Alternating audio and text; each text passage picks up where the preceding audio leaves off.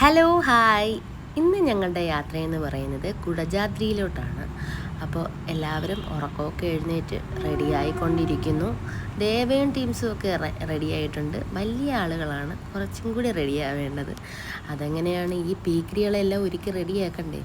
അപ്പോൾ പോരാത്തതിന് കുടജാദ്രി ആകുമ്പോൾ കുറച്ച് റിസ്ക് ഫാക്ടർ ഉള്ളതുകൊണ്ട് നമുക്ക് പിള്ളേർക്ക് വേണ്ട എല്ലാ സെറ്റപ്പുകളും ചെയ്തെങ്കിൽ മാത്രമേ പോകാൻ പറ്റത്തുള്ളൂ. അങ്ങനെതാ എന്തായാലും ഞാനും ദീഷു റെഡിയായി, ബാക്കിയുള്ളവർ റെഡിയായി താഴെ ഹോട്ടലിലെത്തിയിട്ടുണ്ട്. അവിടുന്ന് കുറച്ച് വെള്ളവും സ്നാക്സും ഒക്കെ വാങ്ങിയിട്ട് വേണം നമ്മൾ കുടജാദ്രി യാത്ര പോകാൻ. അങ്ങോട്ടേക്ക് പോയാൽ ഷോപ്പുകളും ഇല്ല, കടകളും ഇല്ല, വേറെ ആളുകൾ മനുഷ്യരെ തന്നെ കാണാൻ വഴിയില്ലാത്ത സ്ഥലത്താണ് നമ്മൾ ഈ പോകാൻ പോകുന്നത്. അപ്പോൾ അങ്ങോട്ടേക്കുള്ള യാത്രയിൽ എപ്പോഴും ജീപ്പാണ് അവർ സജസ്റ്റ് ചെയ്യുന്നത്. അത് മാത്രമേ അങ്ങോട്ട് പോകാറുള്ളൂ. കാരണം ഫുൾ ട്രക്കിംഗ് മൂഡാണ്. അതുകൊണ്ട് നമുക്ക് ജീപ്പിൽ 8 പേരെയാണ് അവർ കൊണ്ടുപോവുക. 8 പേർക്കും കൂടി ഒരു 3500 എബോവ് എങ്ങാണ്ടെയാണ്. അതിൽ കൂടുതലാവും എന്നാണ് എനിക്ക് തോന്നുന്നത്. അങ്ങനെ എന്തായാലും യാത്ര തുടങ്ങിയിട്ടുണ്ട്. നമ്മൾ കയറി കുറച്ച് കഴിഞ്ഞപ്പോൾ തന്നെ നല്ല കാട് തുടങ്ങി കേട്ടോ. പിന്നെ പോരാത്തതിന് അവിടെ ഇവിടെ ആയിട്ട് മനുഷ്യനെ പേടിപ്പിക്കാൻ കുറേ ബോർഡുകൾ വെച്ചിട്ടുണ്ട്. കുരങ്ങ്, പുലി, ആന, പിന്നെ കാട്ടുപോത്ത്. പക്ഷേ നമ്മളെവിടെയൊക്കെ ബോർഡുകൾ വയ്ക്കുമ്പം അത് കണ്ടാൽ കണ്ടില്ല അങ്ങനെയാണല്ലോ. പക്ഷേ ഇവിടെ അങ്ങനല്ല, അത് ഉറപ്പായിട്ടും കാണും, അല്ലെങ്കിൽ അവിടെ വരാറുണ്ട് എന്നാണ് ഈ ഡ്രൈവർ ചേട്ടൻ പറഞ്ഞത്. ഞാൻ സംശയം കൊണ്ട് ആ ചേട്ടനോട് ചോദിച്ചു, ചേട്ടാ ഇവിടെ ഈ സംഗതികളൊക്കെ വരാറുണ്ടോ എന്ന്. അപ്പോഴും പറഞ്ഞു കാണണമെന്നുണ്ടെങ്കിൽ ഒരു 6-7 മണിയാകുമ്പോൾ കുറച്ചും കൂടി സൈലൻ്റ് ആവും. ഇവിടെ പോരാ തന്നെ സൈലൻറ്റ് പ്ലേസ് ആണ്. എന്നാലും ചില സമയങ്ങളിൽ ഇവർ മിക്ക ദിവസവും കാണാറുണ്ട്. ഒരു രാത്രി 6-6:30-7 മണിയൊക്കെ ആകുമ്പോൾ മിക്കതും ഈ റോഡിൽ ഇറങ്ങാറുണ്ടെന്ന് പറഞ്ഞു. അങ്ങനെ പിന്നെ ഞാൻ വലുതായിട്ടൊന്നും ചോദിച്ചില്ല. ചേട്ടൻ പറയുന്ന വലിയ കാര്യങ്ങളൊന്നും എനിക്കും മനസ്സിലാവുന്നത്, ഞാൻ ചോദിക്കുന്ന ചെറിയ കാര്യങ്ങൾ ചേട്ടനും മനസ്സിലാവാത്തതുകൊണ്ട് ഞാൻ പിന്നെ അധികം ചോദിക്കാൻ പോയില്ല. ഈ ബോർഡുകളൊക്കെ കണ്ടുവച്ച് തന്നെ ഓക്കെ ആയി. അങ്ങനെ നമ്മുടെ യാത്ര തുടരുകയാണ്. ഫുൾ നിങ്ങളൊക്കെ ഫസ്റ്റ് ടൈം ആണോ കുടജാദ്രി പോകുന്നത്? ഞാൻ രണ്ടാമത്തെ ടൈമാണ്. ഞാൻ 3-4 പ്രാവശ്യം പോയായിരുന്നു. ഞാൻ എന്റെ ഫസ്റ്റ് കല്യാണം കഴിഞ്ഞിട്ടാണ് ആദ്യം പോകേണ്ടത്. അവിടെ എന്റെ ഭാര്യ ഉണ്ടായിരുന്നു. ഭാര്യക്ക് ഭയങ്കര ഇഷ്ടമായിരുന്നു കുടജാദ്രിയിൽ തുടിച്ചിട്ട് പോയിരുന്ന പാട്ടൊക്കെ കേട്ട് അവൾ എന്നോട് ആദ്യം പടഞ്ഞതായിരുന്നു അവിടെ കൊണ്ട് പോകണം. കല്യാണം കഴിഞ്ഞിട്ടാണ് നോക്കി അടുത്ത ട്രെയിൻ എടുത്ത് അപ്പോഴേ നമ്മളോട്ട് നേരെ അപ്പോഴെ കുടജാദ്രി പോയി. അവിടെ ചെന്നപ്പോൾ മഞ്ഞില്ല ഒന്നുമില്ല, പൊടിഞ്ഞു വിടും. നമുക്ക് അതോടെ മണ്ട് എല്ലാം തീർന്നു തിരിച്ചിറങ്ങി ഞങ്ങൾ വീട്ടിൽ വന്നു. അവിടെ ഉറങ്ങി. ഫസ്റ്റ് ആയിട്ട് വന്നായിരുന്നു.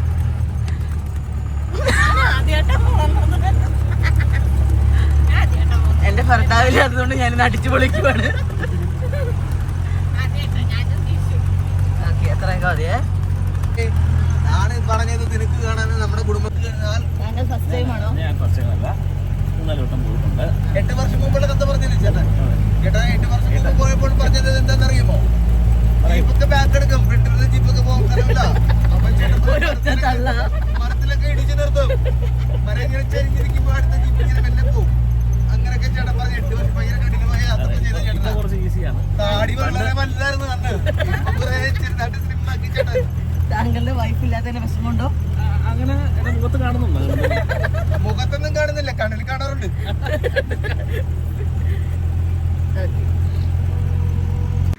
അങ്ങനെ ഞങ്ങൾ ചളിഞ്ഞ കോമഡികളും കാര്യങ്ങളുമായിട്ട് മുന്നോട്ട് പോയിക്കൊണ്ടിരിക്കുകയാണ്. പോകുമ്പോൾ തന്നെ നല്ല ഭംഗിയുള്ള സ്ഥലങ്ങൾ വന്നുകൊണ്ടിരിക്കുന്നു. കുറേ ആളുകൾ ഇവിടെയൊക്കെ താമസമുണ്ടോ എന്ന് തന്നെ എനിക്ക് ആലോചനയുണ്ട്. കാരണം ആരുമില്ലാത്ത സ്ഥലത്ത് കുറേ കൃഷികൾ ഇങ്ങനെ കിടപ്പുണ്ട്. ഇവരൊക്കെ എവിടെയാണ് താമസിക്കുന്നതെന്നൊന്നും എനിക്കറിയാൻ വയ്യ. ഒരു വീടുകൾ പോലും ഇവിടെ കാണുന്നില്ല. പക്ഷേ ഇഷ്ടംപോലെ കൃഷിസ്ഥലങ്ങളുണ്ട്. ഫുള്ള് വനവുമാണ്. എനിക്ക് തോന്നുന്നു ഇനി ഉൾക്കാട്ടിലെങ്ങാണോ താമസിക്കുന്നത്, അതായത് ഇനി അകത്തോട്ട് ഗ്രാമങ്ങളുണ്ടോ എന്നും അറിയാൻ വയ്യ. ഈ കാണുന്ന എല്ലാം കുറേ വാഴകളും പനകളും നെൽകൃഷി അങ്ങനത്തെ സംഗതികളൊന്നും കണ്ടില്ല. പക്ഷേ പാടങ്ങളുണ്ട്. അതിനി വേറെ വല്ല കടു, ജീരകം അങ്ങനത്തെ വല്ലതുമൊക്കെ ആണോയെന്നും എനിക്കറിയത്തില്ല. പക്ഷേ കുറേ കൃഷികളുണ്ട്. ആൾവാസമോ വീടുകളോ ഒന്നും അങ്ങനെയൊന്നും കാണുന്നുമില്ല. പക്ഷെ നല്ല ഭംഗിയുണ്ട്. ഇപ്പോൾ കുറച്ച് സമ്മർ സീസണിൻ്റെ ഒരു ഉണക്കൊക്കെ കാണാറുണ്ട്. എങ്കിലും അപ്പോൾ മഴ ടൈമിലൊക്കെ നല്ല ഭംഗിയായിരിക്കും ഇവിടെ കാണാൻ. അതാ ഇപ്പം കണ്ടു ഒരു ബസ്. അങ്ങനെ 1-2 ബസ്സോ 1-2 ബൈക്കോ ഒക്കെ ചിതറിയൊക്കെ കാണാം. അല്ലാതെ വലിയ കാര്യങ്ങളൊന്നും കാണാൻ പറ്റില്ല. പക്ഷേ മൃഗങ്ങളൊക്കെ വരുന്നു പോകുന്നു. ഞാൻ കണ്ടത് ആകെ ഒരു 3-4 കുരങ്ങൻ. പിന്നെ ഇപ്പോൾ ഒരു വീട് കണ്ടു. അല്ലാതെ വേറെ വീടുകളും ദാ ഇപ്പോഴും കണ്ടു ഭയങ്കര ഗ്യാപ്പ് ഇട്ടാട്ടോ വീടുകളൊക്കെ വെച്ചിരിക്കുന്നത്. അയൽവക്കങ്ങളോ അങ്ങനത്തെ പ്രശ്നങ്ങളൊന്നും ഇവർക്കുണ്ടാവത്തില്ല. പിന്നെ ഇവിടെയുള്ള ആളുകൾ എങ്ങനെ ഈ സാധനങ്ങളൊക്കെ വാങ്ങാൻ പോകുമെന്നാണ് ഞാൻ ആലോചിക്കുന്നത്. ഇപ്പോൾ ചെറിയൊരു ഗ്രാമം ഒന്ന് അവിടെ എഴുതി വെച്ചിട്ടുണ്ട്, അതാണ് ഈ കാണുന്ന ഗ്രാമം. അപ്പോൾ ആ ഗ്രാമവും കഴിഞ്ഞിരിക്കുകയാണെന്ന് തോന്നുന്നു. ഇവിടെ എങ്ങനെ ഇവർ ഈ വീടുകൾ വെച്ചു എന്നാണ് ഞാൻ ആലോചിക്കുന്നത്. ഈ കാട്ടിന് നടുവിലായിട്ട് എങ്ങനെ സാധനങ്ങൾ വാങ്ങാൻ പോകും? ഇതൊരു എനിക്ക് തോന്നുന്നു കൃഷി സാധനങ്ങളൊക്കെ സൂക്ഷിച്ചു വെക്കാനുള്ള പഴയ എന്തോ ഒരു വീടാണ്. അതേപോലെയാണ് കുറേ ചാക്കുകളും സാധനങ്ങളൊക്കെ അവിടെ ഇരിക്കുന്നത് കണ്ടായിരുന്നു. വീണ്ടും കാട് തന്നെയാണ്. ഒരുപാട് ഭംഗിയുള്ള കാടാണ് കേട്ടോ. പിന്നെ ഒറ്റ കാര്യമെന്ന് വെച്ചാൽ ഇവിടെ ഒരുപാട് ടൂറിസ്റ്റ് ആളുകൾ വരുമെങ്കിലും നല്ല നീറ്റ് ആൻഡ് ക്ലീൻ ആയിട്ടാണ് ഇവിടെ എല്ലാ പരിസരവും സൂക്ഷിച്ചിരിക്കുന്നത്. ഒരു പ്ലാസ്റ്റിക് ആവട്ടെ, ഒരു വേസ്റ്റ് ആകട്ടെ, അങ്ങനെ ഒരു സംഗതികളും ഈ പരിസര പ്രദേശത്ത് എങ്ങും കണ്ടിട്ടില്ല. നല്ല നീറ്റാണ്. കാരണം അവർ എപ്പോഴും എവിടെ ആയാലും നല്ല റെസ്ട്രിക്ഷൻസോടുകൂടി പറയുന്ന ഒരേ ഒരു കാര്യമെന്ന് വെച്ചാൽ എല്ലാവരും പ്ലാസ്റ്റിക്കുകൾ ഉപയോഗിക്കാതിരിക്കുക, പ്ലാസ്റ്റിക്കുകൾ അവിടെ ഇവിടെയും വലിച്ചെറിയാതിരിക്കുക. അത് അവർ കൃത്യമായിട്ട് പാലിക്കുന്നുമുണ്ട്. ആ ഗവൺമെൻറ് അതിൻ്റേതായ രീതിയിൽ ഏറ്റെടുക്കുന്നുമുണ്ടെന്നാണ് ഇവിടുത്തെ പ്രത്യേകത. അങ്ങനെ കഥകളൊക്കെ പറഞ്ഞു വന്നപ്പോഴാണ് നമ്മുടെ ചെക്ക് പോസ്റ്റ് എത്തിയത്. ഇവിടെ എന്ന് വെച്ചാൽ നമ്മൾ എന്തൊക്കെ പ്ലാസ്റ്റിക് കുപ്പികളൊക്കെ കൊണ്ടുപോകുന്നു, പ്ലാസ്റ്റിക് സ്നാക്സുകൾ, എല്ലാ ഡീറ്റെയിലും നമ്മൾ കൊടുക്കണം. നമ്മൾ എത്ര പേരാണ് പോകുന്നത് അവരുടെ ഡീറ്റെയിലും. പിന്നെ 6:30 മുന്നേ നമ്മൾ തിരിച്ചു വരേണ്ടതാണ്. പിന്നെ കൊണ്ടുപോകുന്ന ബോട്ടിൽസ് എല്ലാം തിരികെ തന്നെ കൊണ്ടുവരണം. കാരണം നമുക്ക് വെള്ളം കുടിക്കണമല്ലോ. അപ്പോൾ ഇവിടെ മുതൽ ഓഫ് റോഡ് തുടങ്ങുകയാണ് കേട്ടോ. എൻ്റെ പൊന്നു ഗായ്സ്, ഇവിടെ ഒരു രക്ഷയില്ല. ട്രക്കിങ്ങിന് വരണമെന്നുണ്ടെങ്കിൽ ജസ്റ്റ് ഫാമിലി ആയിട്ടോ ഫ്രണ്ട്സായിട്ടോ ഒക്കെ വരേണ്ട ഒരു സ്ഥലം തന്നെയാണ്. അപ്പോൾ ദാ ഇവിടെ തൊട്ടങ്ങോട്ട് തുടങ്ങുവാണ്. നമ്മൾ ഇത്രയും നേരം കണ്ട ഒരു മൂടൊന്നുമല്ല ഇനി കാണാൻ പോകുന്നൊരു വേറെ ഒരു ലെവൽ തന്നെയാണ്. കാരണം ആ ചേട്ടൻ പ്രത്യേകം പറഞ്ഞിട്ടുണ്ട്, കുഞ്ഞുങ്ങളുള്ളത് കൊണ്ട് നല്ല രീതിയിൽ സൂക്ഷിച്ച് പിടിച്ചിരിക്കണം. കാരണം ഇതുവരെയും ഓക്കെ മട്ടിലാണ്. അപ്പോൾ ഇനി എങ്ങനെയാണ് നമുക്ക് കാണേണ്ടതുണ്ട്. പലരുടെയും പാറുവൊക്കെ ഫസ്റ്റ് ടൈമാണ്. പാറു ഇന്നേ വരെ ഞാൻ പലപ്പോഴും പറഞ്ഞിട്ടുണ്ട് പാറു കുടജാദ്രിയിൽ ഇങ്ങനൊരു സംഭവമുണ്ട്, പക്ഷേ എക്സ്പീരിയൻസ് ചെയ്താൽ മാത്രമല്ലേ നമുക്ക് അതിൻ്റെ ഒരു ഫീല് കിട്ടത്തുള്ളൂ. പക്ഷേ പാറു ഈ ഒരു 1.5 ഫീലായിരിക്കും പാറുവിന്. അപ്പോൾ ദാ തുടങ്ങാൻ പോവാണ് നമ്മുടെ പരിപാടികൾ. എല്ലാവരും നന്നായി മുറുക്കി പിടിച്ചോ ഇരുന്നോ എന്നൊരു വാക്ക് മാത്രമാണ് ഞാൻ പറയുന്നത്.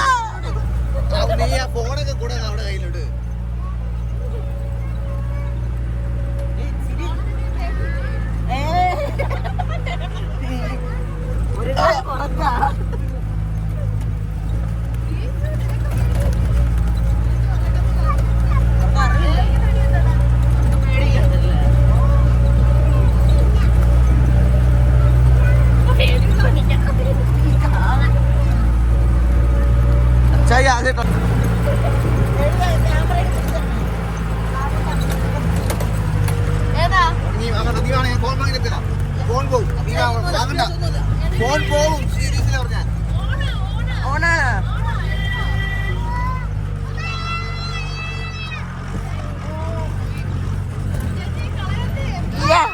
ജീവൻ പോയാലും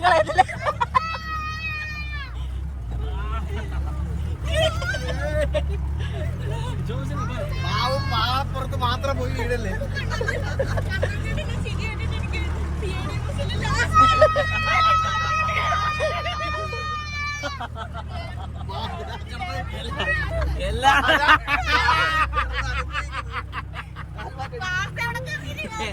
എല്ലാത്തിനും ഇന്ന്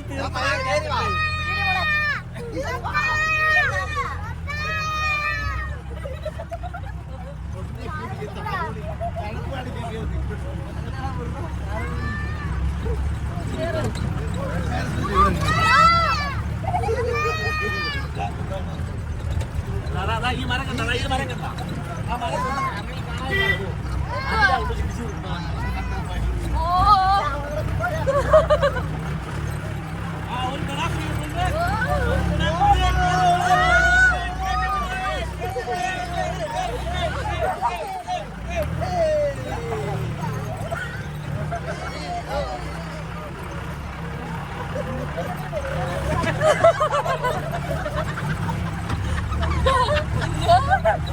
Sorry.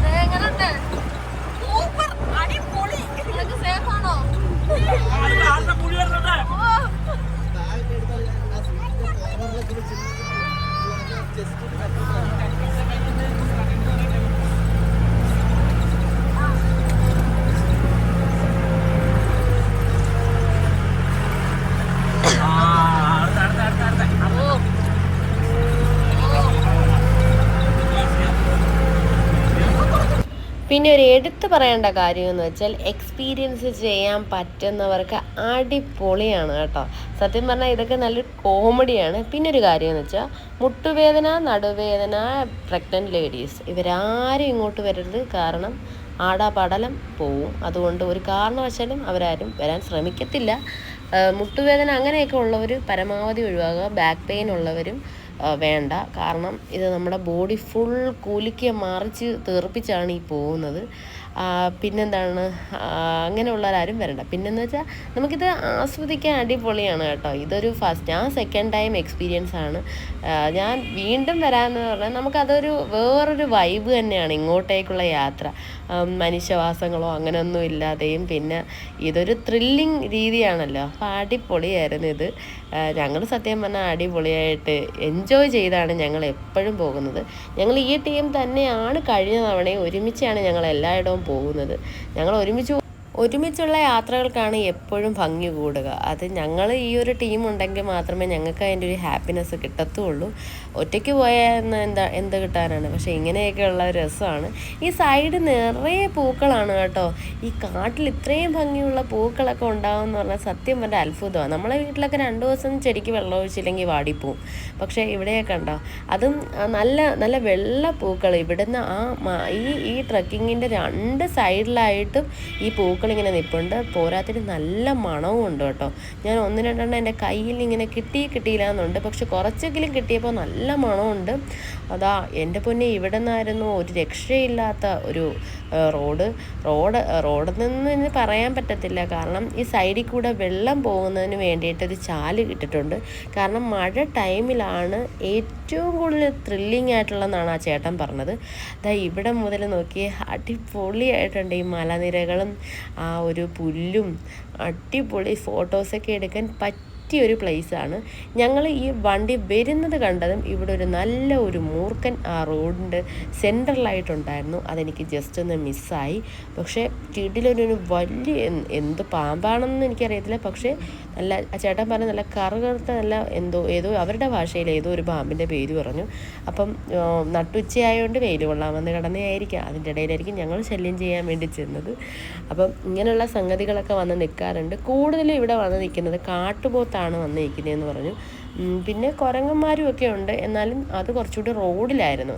നമ്മൾ നേരത്തെ വന്ന വഴികളിലാണ് കൂടുതലും കുരങ്ങന്മാരൊക്കെ വരുന്നത്. ഇവിടെ കൂടുതലും കാട്ടുപോത്തിൻ്റെ ശല്യം ഉണ്ടാവാറുണ്ടെന്ന് പറഞ്ഞു. പിന്നെ താഴേക്ക് പോയാൽ പുലികളും അങ്ങനെയുള്ള മൃഗങ്ങളും പിന്നെ മാൻ എപ്പോഴും ഇതിലേ ചാടിപ്പോകാറുണ്ടെന്ന് പറഞ്ഞു. അങ്ങനെ എന്തായാലും ഞങ്ങൾ വേറെ ഒന്നിനെയും കണ്ടില്ല, പാമ്പിനെ മാത്രമാണ് കണ്ടത്. പിന്നെ കുറച്ച് കുരങ്ങന്മാരെയും കണ്ടു. അങ്ങനെ ഞങ്ങളിതാ ഇതൊക്കെ സത്യം പറഞ്ഞാൽ അടിപൊളിയാണ്. പോരാത്തിന് നല്ല കോടയും ഉണ്ട്.